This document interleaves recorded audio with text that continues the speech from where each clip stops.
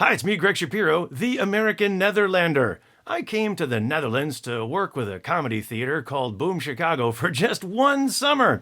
And 30 years later, I'm still here. Warning, the Dutch can be addictive. Along the way, I have worked with some famous names like these, playing improv comedy, where the golden rule is make your partner look good on stage. Make your partner look good. And looking at the way their careers have turned out, I think I've done my job very well.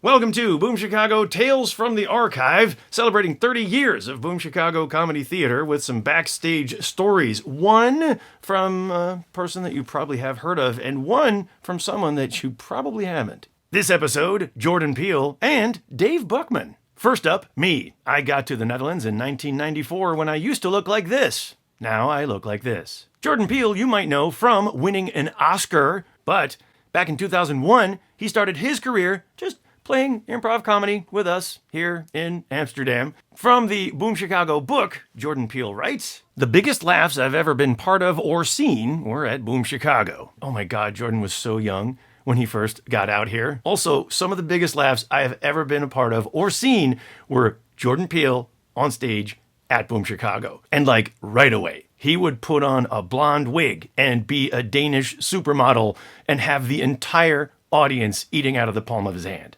Unfortunately, as Jordan said in a recent interview for the Boom Chicago Comedy Festival, he doesn't really remember a lot of the specifics of those days because he smoked a lot of weed. From my book, I wrote, Jordan Peele was like Cinderella. At midnight, he would transform after 12 bongs. In 2002, Boom Chicago did a stage swap with Second City Theater in Chicago, the only time they have ever swapped with a different theater company. In fact, that was the time when Jordan first met Keegan-Michael Key. Now, I joined the Second City swap with Jordan in 2003, and on the flight to Chicago, that's where he shared his recipe for sleeping on the plane. He gave us this strong indica weed stuff, and he was like, oh yeah, the great thing is it only kicks in once you get on the plane. We learned a valuable lesson that day. Never compare your weed tolerance to that of Jordan Peele, because for me, the weed kicked in with super paranoia right in the middle of airport security, which at that point was super strict because it was right after 9/11. Did you know Boom Chicago performed a show on 9/11? Yeah, I was in it. Pretty awkward. It was the moment when we all realized, ooh, maybe we should change the name of our theater.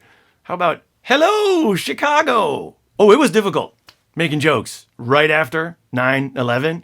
And the first time that we actually dared to take on the subject directly was Jordan Peele with Dave Buckman, then the artistic director of Boom Chicago, on stage taking questions from the audience as the Taliban in Afghanistan, but as the super stoners Cheech and Chong.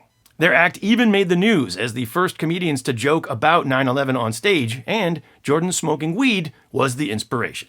On to Dave Buckman. Dave was our artistic director in 2001, and now he runs the Cold Town Comedy Theater in Austin, Texas. Back in 2000, Dave Buckman was the boss. He was the one who had to tell people like Brendan Hunt, you can't represent Boom Chicago at the Edinburgh Fringe Festival if you end up shaving your entire head because you started out shaving just the top of your head bald for a character bit. Every week, Dave Buckman would have us rehearse Tuesdays and Thursdays. And at some point, we realized, why is it that one rehearsal out of the two is always really difficult and unpleasant? In fact, we realized it was always the Tuesday and not the Thursday. Was there something systemic? We looked for a pattern. Maybe people were going out Monday night and getting drunk, and Tuesday was hangover day. And turns out it was close. People were going out on Sunday night to Club Vegas on the Warmoestraat in the red light district. And then a lot of them would do MDMA.